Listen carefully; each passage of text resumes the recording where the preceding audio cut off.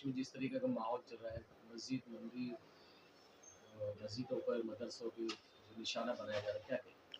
देखिए, हमारे मुल्क भारत में जो है वो मंदिर और मस्जिद को लेके दो कौमों को बांटा जा रहा है।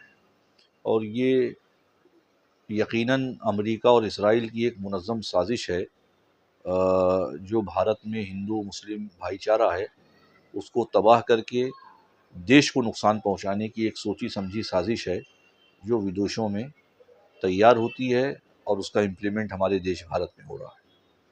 विशालगढ़ में जो वाकयात हुई, उसके बाद संभल में हुए, अभी अजमेर के ऊपर भी निशाना बनाया जा रहा है। आपने हाल ही में अजमेर में गया से मुलाकात की वहाँ के लोगों से, क्या कहें? देखिए, फ़िरका परस्त ताकतें जो हैं वो मंदिर और मस्जिद के नाम पे देश को बांटना चाहती हैं। चाहे विशालगढ़ का हादसा हो, चाहे संभल का हादसा हो, चाहे अजमेर मौला का मामला हो, कहीं ना कहीं पूरा देश इसकी निंदा कर रहा है। जो सच्चा देशभक्त है वो इन तमाम गलत कामों को कंडम करता है, और वो ये समझ रहा है कि ये मंदिर मस्जिद हिंदू मुसलमान के नाम पे जो है वो देश की तरक्की को मुतासिर करने की एक सोची समझी साजिश जो है वो बाहर विदेशों में रची जा रही है। और वहाँ से लोग जो है वो गलत तरीके के लोगों को हायर करके इस तरीके का काम करा रहे हैं। बांग्लादेश में जो हालात है, ये आपने कल ही शायद मुलाकात की है बांग्लादेश के कमीशन से, क्या मुलाकात हुई, क्या कहें?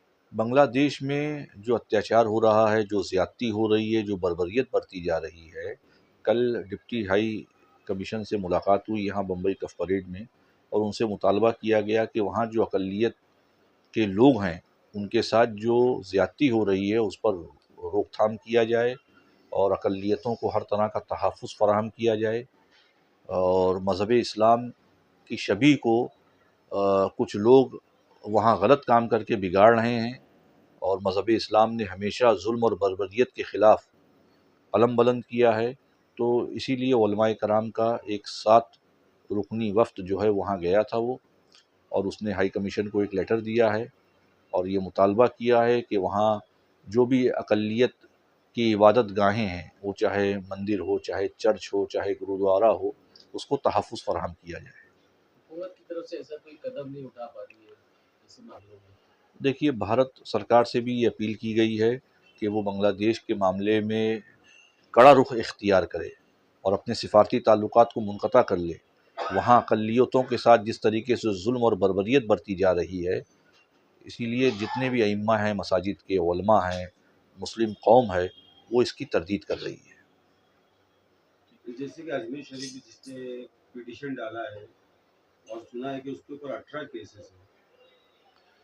अजमेर शरीफ दरगाह के ताल्लुक़ से सर्वे का जो पिटीशन दाखिल हुआ है, जिसको कोर्ट ने एक्सेप्ट किया है, वो पिटिशनर जो है, याचिकाकर्ता जो है, जिसने याचिका की है, उस पर 18 क्रिमिनल केसेस हैं।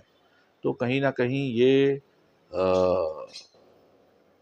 चिंता का विषय है कि मतलब वो लोग जो खुद अजमेर मोहल्ला में नहीं रहते, दिल्ली रहते हैं, वो दिल्ली से आके अजमेर में पिटीशन फाइल करते हैं, वो पिटीशन एक्सेप्ट हो जाती है।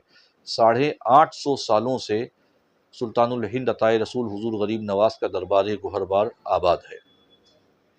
बहुत सारे बादशाह आए, चाहे वो चौहान बादशाहत हो, मराठों ने वहाँ 200 साल हुकूमत की, मुग़लों ने हुकूमत की, और बहुत सारे लोगों ने अपने अपने तौर पर रजवाड़ों ने वहाँ हुकूमत की है, लेकिन कभी किसी ने इस तरीके का दावा नहीं किया।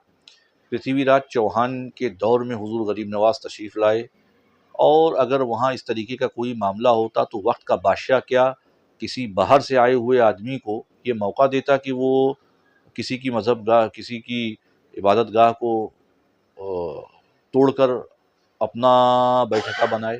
तो कहीं ना कहीं ये पूरा एक फर्जी वाड़ा है, और ये देश के अमन व अमान को ख़राब करने की एक सोची समझी साजिश है।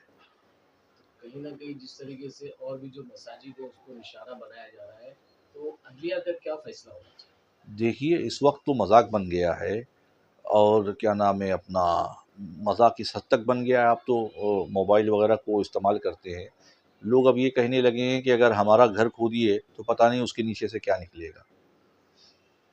تو یہ ساری شرارت ہے، بدماشی ہے، مساجد کو خاص طور پر ٹارگیٹ کیا جا رہا ہے، بھارت کے امن و امان کو خراب کرنے کے لیے، دیش میں جو گنگا جمنی تہذیب ہے، جو ہندو مسلم بھائی چارہ ہے، اس کو خراب کرنے کے لیے ایک یہ پلان ہے جس کا امپلیمنٹ شرپسند کر رہے ہیں، سماج دشمن اس کارروائی کو آگے بڑھا رہے ہیں۔ ایسے لوگوں سے ہوشیار رہنا چاہیے، محتاط رہنا چاہیے، یہ دیش کو بانٹنے کا کام کر رہے ہیں۔